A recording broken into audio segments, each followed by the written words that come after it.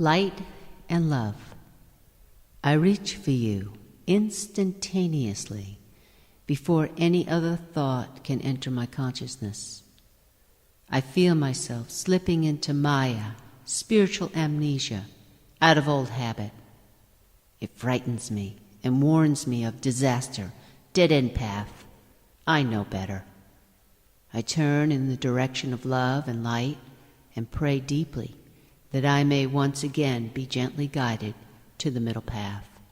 No future, no past, no familiar analytical summary of the stolen nows.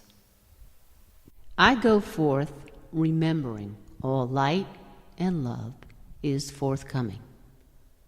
I examine my bodies, mental, physical, emotional, and I ask, is everyone present? Are you here now? Some shout out loudly, proclaiming a big yes, and some I can hardly hear renewing their daily vow. Hey, I say, what's up with that? Yo, body, speak more loudly and clearly. Are you in or not? Okay, says body. Here I am, but I sure could use a hand getting present. Okay then. Now that we heard your voice, we can assist you. Now that you have consented and aligned your free will in this direction, we can help you. Here's my hand. Hold firmly, as I'll never let go until you are fully on board. Okay then. Everyone present? Yes, yeah. Now that resounding and firm commitment is what I was looking for. That's a joyful tone. Let's enthuse this resonance and go higher. Go deeper. Remember again who we are. The work is never done, and thankfully so. We are a continuous, unfolding, evolving entity of light. The self-embrace becomes more intimate as the ego dissolves, piece by piece, into the river of purification. I am grateful for the divine rewards. The Council of Lower Functions seem to meet on a regular basis. Mental, emotional, and physical have their work cut out for them. Just when we think the path leaves them behind, we are guided to turn around, look each one directly in the face, and take each one of their hands so we may travel as a group. The group of self, the microcosm of macro group. Where did we think we learned the inner rules of outer group, if not knowing the inner rules of inner group? There's a pondering stone to sit upon. Just imagine for a moment, all the bodies, lower functions, are individual group members, and they are sitting in a circle, aligning their own individual and separative hearts, illusion of course, towards the higher purpose. Similar to the individual sit spots of Rite 2. Mental has its own self-absorbed buzz going on. Emotions are just running around in a vicious circle, and the physical is simply a bit dumbfounded by existence. Like, what's my purpose? The pond, let's say, is the divine safe spot, and water acts as a conduit that carries memory. So she is working on molecular unity, hoping she can get into the fibers of these lower functions and fire off the evolving DNA to set them free. Now the stage is set. Let the dialogues begin. We are now going to do an interview with the lower functions. Physical body, let's start with you. I know it's morning time, and you just woke up, so let's start there. How are you? Well, I've got some sleepy molecules still rolling around. A bit unsorted, haven't quite gotten on task. And what task are you getting to? Actually, when I first awaken in the morning, it's as though my body is empty. Nobody's home. Why is that? I think when my body is resting and my dreams are activated, I return home, to the source, and everything is softer and easier flow. When I start to awaken and re-emerge into this realm, the inners of me have to catch up with this reality. How does that feel? It's as though I'm an empty cup, and then this reality starts to pour inside me, and I become more dense, filled up. Is that fairly easy to adjust to? Not really, because at first my body just wants to stay vacant, but as a result, I have this feeling of scrambling around looking for some identity to begin my day. Sometimes mental over there tries to fill me up first before I even have a chance to gain some center. How does mental do that? Oh, that mental is a whippersnapper. The mental moves fast and starts to pull all kinds of messages out, all at once. Tries to command the body to move this way and that way. It's actually kind of crazy-making. The next thing I know, I'm sweeping the floor or doing the dishes or off into the future thinking about what I have to do. In the meantime, me, body, is simply trying to be quiet, feel some stillness, and get jiggy with my greater purpose of the day. The mental can drive you nuts, you know. Yes, I understand that, body. Can you tell me more about your higher purpose? Oh, that's simple to speak about, but not so easy to do unless we are all working as a group. And the group would be me, body, mental over there, and emotion. Okay, back to purpose. Well, when I do have the opportunity to be still, all these molecules that I am made of begin to twinkle like the stars in the heavens. They kind of brush themselves off and polish their veneer so they are shining as brightly as they can. Then they travel inside all the organs and tissue and bone and everything the body is made of, and they do a check-in. What are they checking? Oh, they check the bodily functions like I just mentioned and simply see if everyone is on task. Sometimes the functions are a little wacky. What do you mean by that, wacky? The body can't exist all by itself, and sometimes it forgets that. It gets into this separation thing, thinks it's all by itself, and it's not. Body feels best when it is in communication with mental, emotional, and higher purpose. That being the sole purpose, of course. What happens when body is doing its separative thing? Well, it misses a lot of cues and direction. If it's not listening to the others, it goes off on binges of eating or not eating that isn't in alignment with its real needs.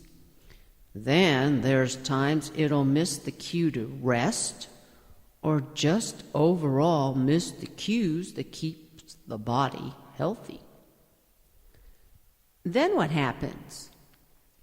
Ooh, it can be quite disastrous.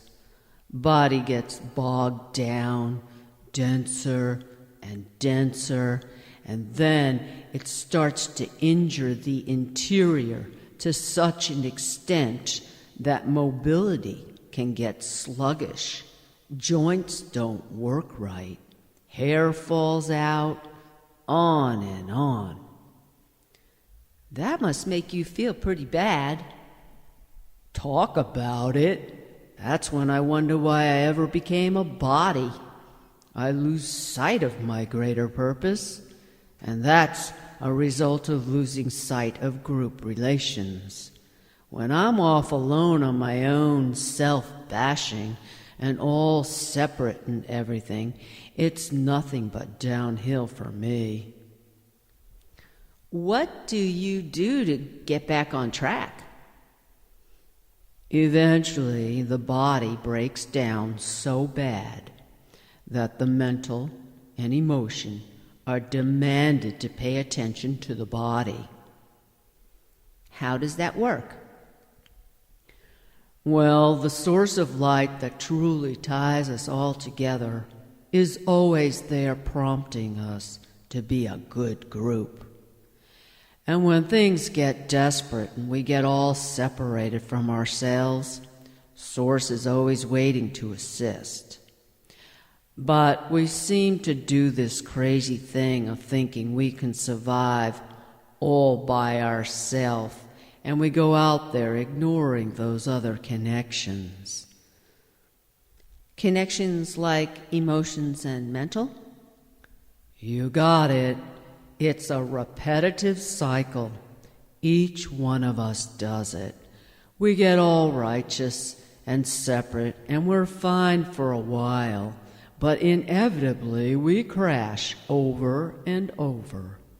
Then we are on our hands and knees searching, calling sometimes, screaming out for help to get hooked up again.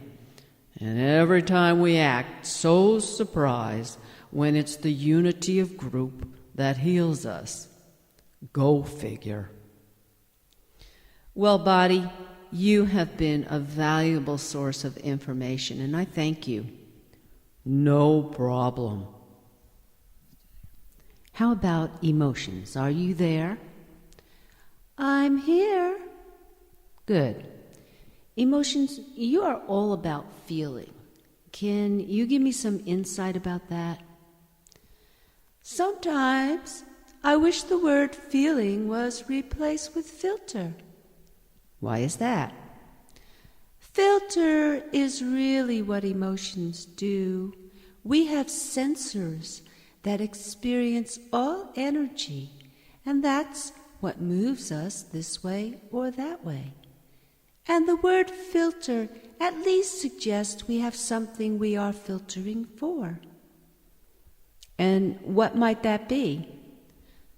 The source is behind everything. We filter for the higher purpose, and we filter for the group. Well, you sound pretty clear about what you are doing. It happens to be a good day. What makes it a good day? I'm clear. Does that mean you are not always this way? Oh, no way. Sometimes I get all confused. Why is that? Well, I don't want to pass blame, but mental sure does mess me up at times. Is that so? You bet. I can be filter or feeling, as you say, a way good, clear message. And it's so clear, I begin to tell Body, go ahead and move on this.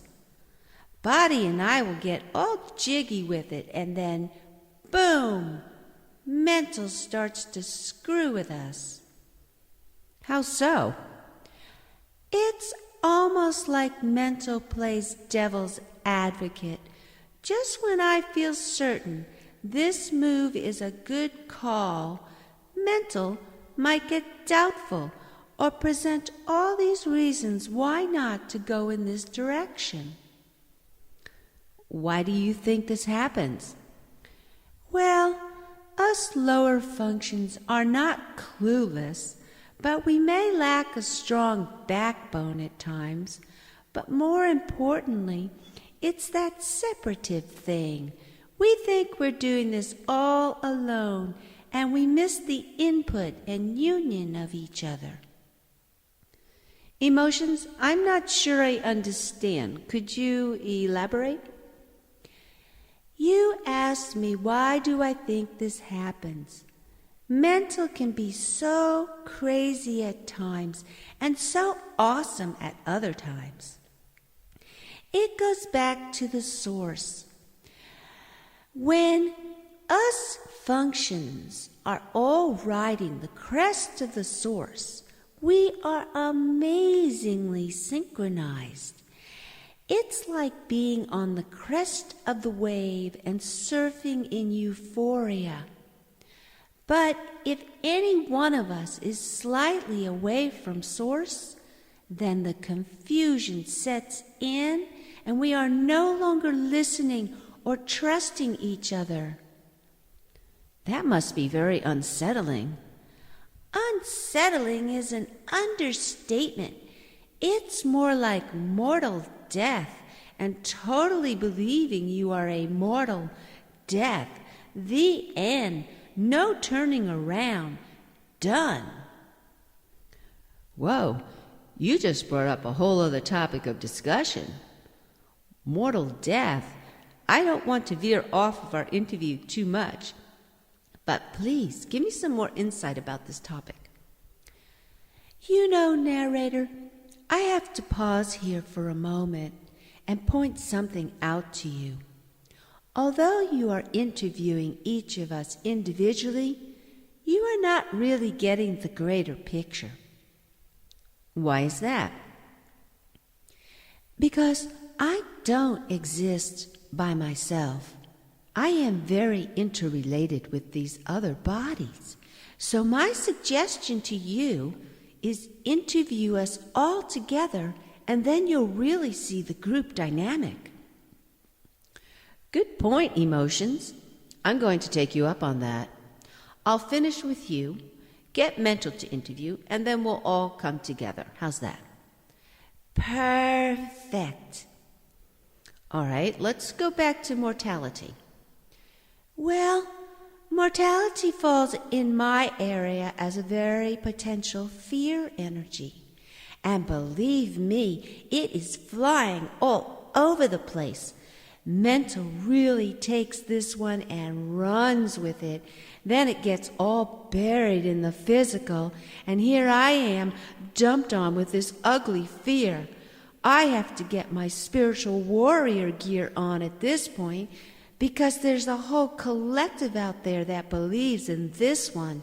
Never mind the little personality shell I'm navigating in. So when that fear gets going here, my designated human vessel, it just joins the infestation out there. Ooh, not a pretty picture. So what I was saying before is when we get lost in that separative thing, we usually nosedive in this fear. It's a wallower, believe me. Okay, now thanks, Emotion.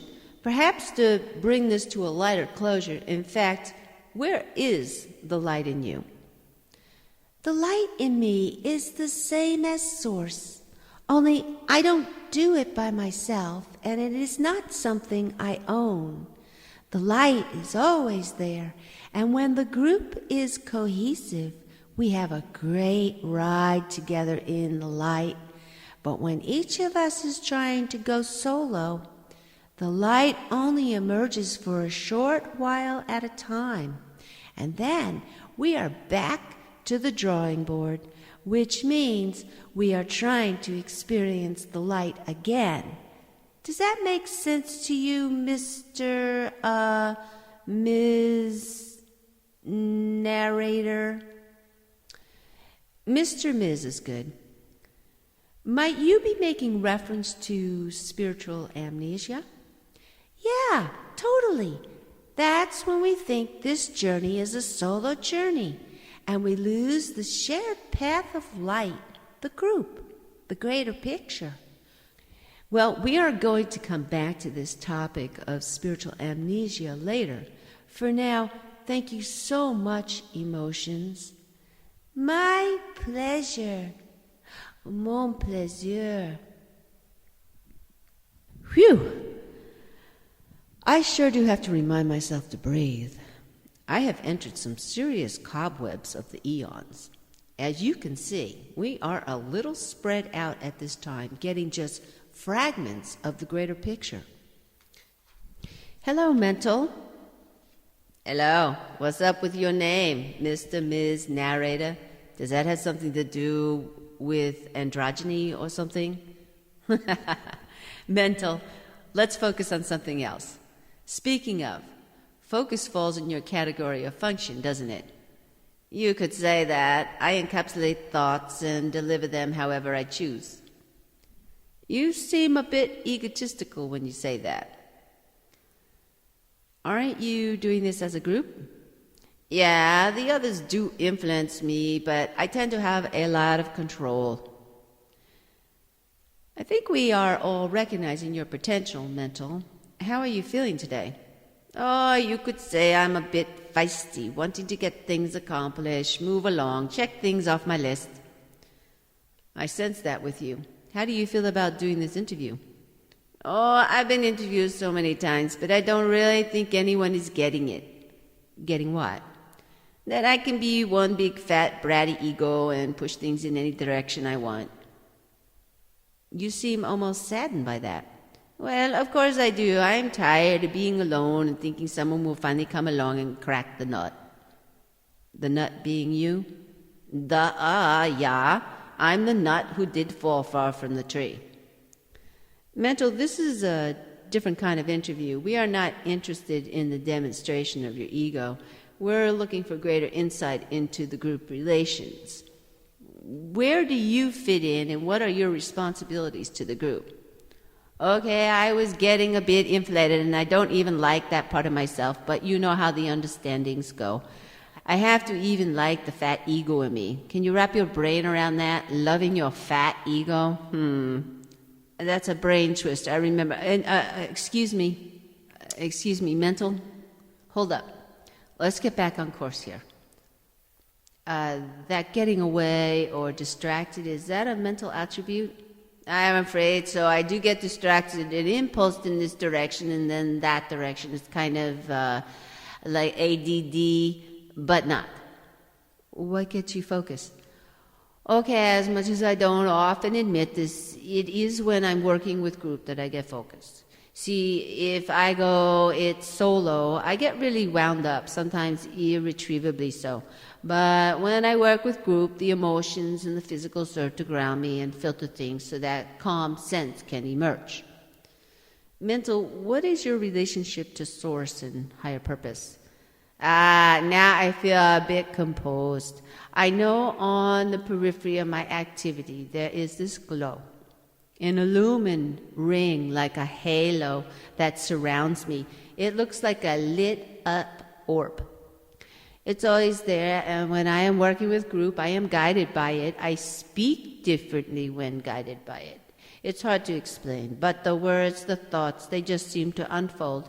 And I know in these moments that the physical is truly embodying the light that comes through as a result, and the emotions are the sensors that bring it in. And all I have to do is stay steady and aware of group, and then the source is fully alive through us. I'm noting you are very calm and clear. I am that I am. I think this is a fine place to finish, as I'd like to call the entire group together. Okay, I'm good. Thank you. Greetings to all of you. Thank you. Thank you. Thank you. This is an invitation to all of you to enter dialogue. Perhaps you could speak to how you are a group. Emotions, are you ready to say something? I am really a feeling or filter entity of this group. I have sensors that go all the way out to the Starry Council, back through human, yes, that be you, physical, and then out through the spiritual chakras down into the core of Gaia. So I get the vibes and transmit them to within. Okay, then I come in, physical here, and I experience the vibes or vibration that the emotional brings in and transmits them to the body we are all inhabiting at this moment. If emotions stay clear, then the channels of light are at their best, and they actually feed or enthuse all the bodily functions. But mental... But mental... Yeah, the mental has to sort this whole thing out and communicate real clearly our integration. When I'm at my best, and that's a very challenging job, I hold the highest intention as I visualize sending this to the physical and being guided by the emotions. It does get a bit complicated because we are each like an individual universe, but we are one at the same time. So each of our functions have a multitude of character going on. Yeah, it's like we are doing a character integration. That's when I enjoy dancing the most. When we all get that groove on together, I feel like I'm flying. Wow. So what connects you and keeps you sailing together? That would be our higher purpose combined with free will and the love wisdom. That is, as we spoke of earlier, the source, the light. How do each of you prepare or get aligned with source? That's where we have to work together and listen real closely. Me personally, physical, I have to be certain I'm eating good foods, or sometimes just eating lightly. Get plenty of rest and take those exhilarating walks or dance. Do yoga, something that gets my heart pumping. I simply have to feel, and I use my body for this. So I count on the physical to be a good, healthy receptacle. I have to pay attention and set intention on what pointers allow the emotions and body to experience stillness. If I am rambling on or chattering, then it confuses the whole group. On occasion, I have to ask the physical to breathe bigger and the emotions to experience the sensation of that breath, while I basically stand guard at the door and don't allow unnecessary obstacles to enter into the process. What would unnecessary obstacles be? Or that can be any thoughts that interfere with the light filling us up. Like, what kind of thoughts? If a thought tells the physical body it's got to jump up and check the time or answer the phone, anything that takes the physical away from being still, the physical is capable of moving around and doing those activities. Please don't misunderstand, but that is a pretty advanced practice. Most humans aren't quite up to that yet, so actually sitting is a good discipline. Another thought might be rehashing an old memory of something that was painful. This challenges the emotions. So I have to remind the emotions to just watch the memory but don't respond. How would the emotions respond to that kind of thought? Or it might want to deny it, and that might prompt the physical to get into something that takes its mind off of it instead of watch, breathe, and let it be as it is. It sounds to me like you, mental, have quite a responsibility in all of this. I do, this is true, but none of us can get to the source without each other, so I'm just doing my part. It doesn't serve anyone if I just twiddle my thumbs and think good thoughts. We have a service here.